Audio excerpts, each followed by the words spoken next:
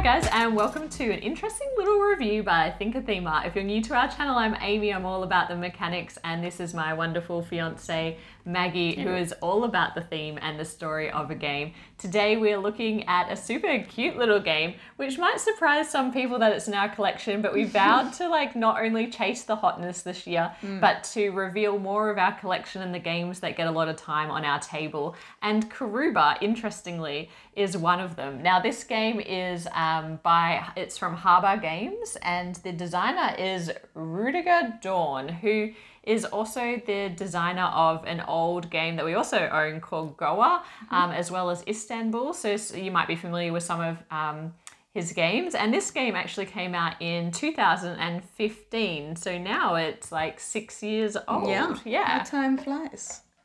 So in Karuba, we are all playing probably like the head of an explorations team, because you will be able to actually control 4 different adventures. We've landed on the island of Karuba, we're all at the beach, and we have to make the most efficient way to be the fastest ones to get to the temple that we're after. And that's it, the fastest one that gets there, or that gets there at all, is going to get the most points. Yeah, and so you start with this grid, and you can see here it's a 5x6 grid, so 30 squares. Oh, that was a bit of quick math. But you are trying to make your way. Your explorer of one color needs to make its way to the ruins of the same color, and you can see that you're going to have to cross and make the most efficient path to get from one point to the other. And you can see that, for example, the brown's going to make a path through here, but then we've got this yellow explorer who has to kind of crisscross that path. And what's interesting, the mechanic of this game is that one person is the lead explorer and they are reading out a tile number, taking it from a shuffled pile of tiles and turning it over and revealing it to everyone and calling out the number. So I would say 15, and then everybody else at the table would find their 15. So you just put them out in ascending order, and then everyone gets to choose where they put that on their board. And the only real rules is that you can't rotate the tile. So the tile has to always have the number in the top left-hand corner. Now I might put it down here. You can see Maggie's put it down here. We both have the ruins and the explorers set up in exactly the same positions. So what it is an efficiency race or an efficiency puzzle to try to be the first person to meet these targets.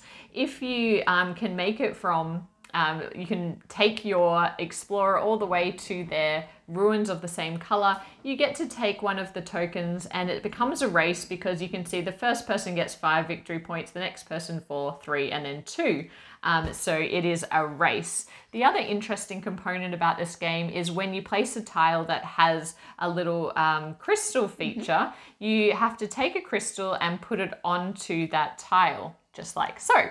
There's also gold that acts in the same way. Gold is worth 2 points at the end of the game, and crystal is worth 1 point at the end of the game. But in order to pick that up, you need to stop on that tile.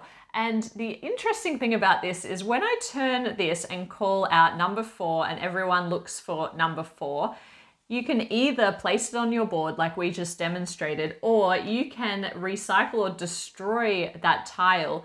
And depending on the number of entry path points it has, that's the amount of movement that you can move one of your explorers. So I can either place this down here to start creating a path. I don't know why I would do that because I'm trying to get up there. But if I got rid of that tile, discarded that tile, I could move up to 2 points. But the trick is to pick up the crystals and gold along the way. You have to, even if I had a path that extended out, you have to stop and end your turn on that tile in order to be able to pick up the little gems. So it's like a tempting little victory point carrot that they dangle in front of you to slow you down to getting to your end ruin, and encouraging you to stop and pick that up. Now it's a delightful little puzzle. It's a race. It ends when either someone gets all 4 of their explorers to all 4 of the ruins, or you get through the entire deck of tiles. And every game you can set this up differently as well. So the puzzle is always changing. It's always different. I do want to start with the fact that reading out these tiles is so much fun. It's like a bingo game. That is the best analogy, I think, of what it feels like to play this game. Absolutely. Like when I was young, my mum actually took me to a bingo hall where you have the like big, you know, blotters to, you know, to mark out your numbers, and the way that, you know, the turning of the numbers and the way that they call out the numbers, you know, like 11, legs 11, 17, dancing queen. We do a lot of that when we play this game, and that's what makes it so enjoyable. Even we play this with other adults, so it is only adults. There's really only adults in our only life. adults. And so this is an 8+ game, and I think it would surprise some people that we have it on our shelves. You want to talk about the... It gets a lot of table time. The theme. The integration of the theme. Yeah, look, I mean, it's relatively straightforward. You are very much just like hacking your way through the jungle, trying to get your explorer to the right ruins. That is what you're doing. You are that's trying kind to of the do extent of the theme. That's though, it. Like, I mean, do you could need be anything. Yeah, like, do you need anything more? Well, it could be anything, but it's like, but it makes sense. It's a good thematic sense, logical thing. I think like when you have a game collection though. One of a pride of mine in having a board game collection is that you can pick the right game for the right gamer, and we tailor the game to the gamer. Yes, and we have a lot of different types and weight of games in our collection because people know, you know, as you would know if you're a collector out there, that when people know you're into board games, they often are like, oh, let's play a board game, and you're thinking, oh, you don't know what have any kind of context or background. You can't just throw them into a, you know, Feast for Odin. Yeah, exactly. So I think this game has a very, very specific role in our collection because it's bingo like. It's quite familiar to people to hear the number, to find the number. You're kind of taking them on the journey, you're hand holding them, but it's still their own individual puzzle that they get to work on. But what I really like about this game is it fades into the background. So you mentioned that, like, you know, the theme is not like, it's not immersive. You don't have to worry about. But I think that's the beauty of it. But it makes enough sense that it's like, if you like theme, you can kind of go, oh yeah. But also the beauty of it is that it doesn't take you into the game. It's actually, for me, it allows me to socialize while I'm playing the game. Yeah. So like if we're going to a dinner party and they're like, oh, bring along a board game, and you don't want to take a card game because then they're like, oh, you didn't bring like a board game. Yeah. But this feels like substantial enough that it's easy to teach. It's substantial enough that it feels like a board game experience. But also, you're just plotting out your path, and everyone's doing that in their own time. And so in the downtime, you can be talking and chatting, and it's not like intense the whole time. Yeah, there's like, no take that, so it's actually quite nice from that point of view. Is it solitaire? Well, kind of, but you're all starting from the same position, and because you're all taking the same, you're using the same tile, and you've got the exact same amount of information to work from. It's like you quite literally are crafting. You're forging your own destiny.